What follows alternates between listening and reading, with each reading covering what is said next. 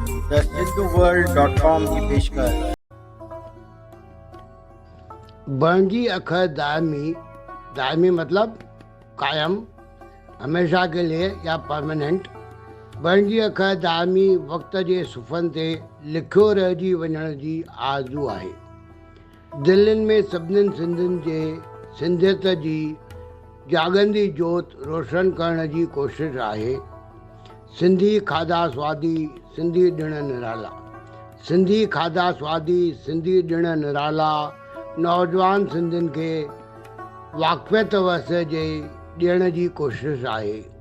हाकारो ख़ुशहाल कामयाब रहे सिंधी सदा, महर झूलण जी आज़ाद सचल सभिनीनि लाइ आहे।